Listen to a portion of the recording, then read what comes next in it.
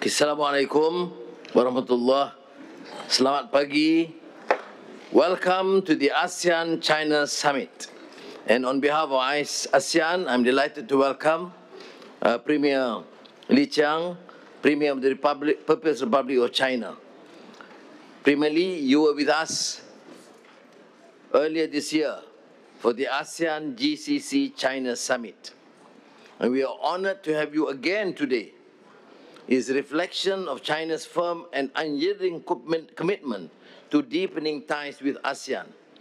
And if people are curious, day before we were with President Donald Trump of the United States of America, and today we are back with China. And that reflects ASEAN centrality, and I commend and congratulate my colleagues, ASEAN, for the wisdom to maintain centrality and maintain friendly relations with all our countries. This is what we consider a steady engagement that fosters trust, that enables us to work through challenges together. There are 11 of us, Premier Li Qiang, now with Timor-Leste as a new member. Complete uniformity of views is neither possible nor desirable, but I believe this appreciation for China's consistent and constructive engagement is shared by all. Now we have seen and witnessed the ACFTA 3.0 upgrade protocol, which marks an important step in our economic cooperation. And I thank again my colleagues in ASEAN and China for this spectacular feat in terms of the FTA as the first ASEAN-China FTA. So again, thank you, Premier Li Qiang, the Premier of the People's Republic of China, for joining us, and I share the sentiments of all our colleagues in ASEAN, and I now have the pleasure of inviting you to deliver your opening remarks. Honorable Prime Minister Dato Seri Anwar Ibrahim, colleagues, it is my great pleasure to join you in Kuala Lumpur. I wish to thank Prime Minister Anwar Ibrahim and the Malaysian government for their thoughtful arrangements. This year marks the 80th anniversary of the victory of the World Anti-Fascist War. In September, China held a series of solemn commemorative events, and many ASEAN leaders joined us in Beijing to honor that arduous yet heroic chapter of history. During that war, China and Southeast Asian nations, undeterred by tyranny, rose up in resistance, stood by each other, and fought shoulder to shoulder till we achieved independence and liberation. In the ensuing decades, we continued to stand side by side to promote common development. We inspired one another and pulled together to deliver rapid economic growth.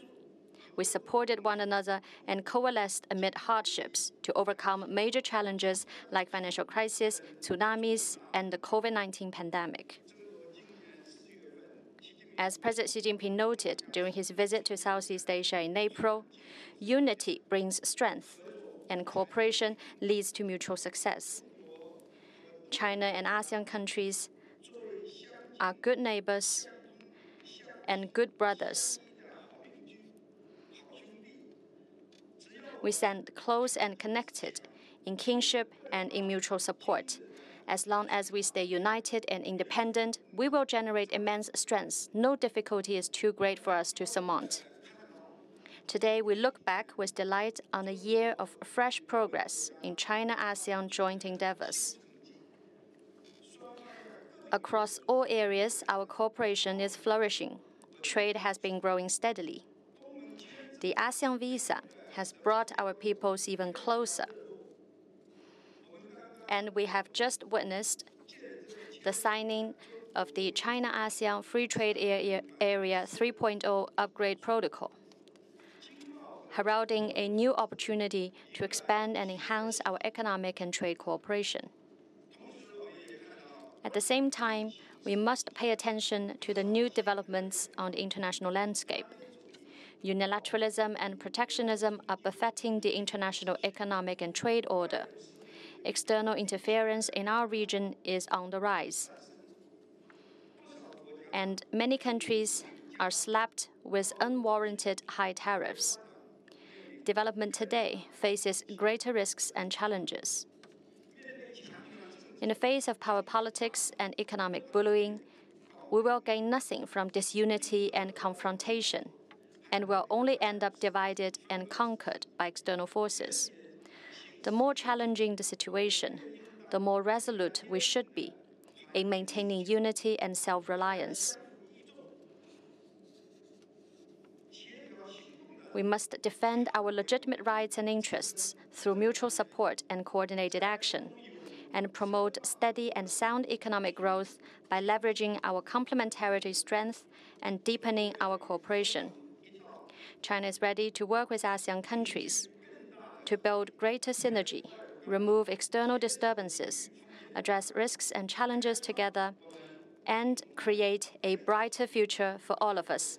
Thank you. 谢谢 Premier Li Qiang, and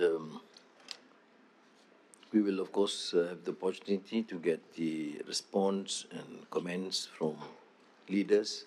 But for now, I must thank you, the media, and please have your coffee and proper breakfast outside. Thank you. 谢谢。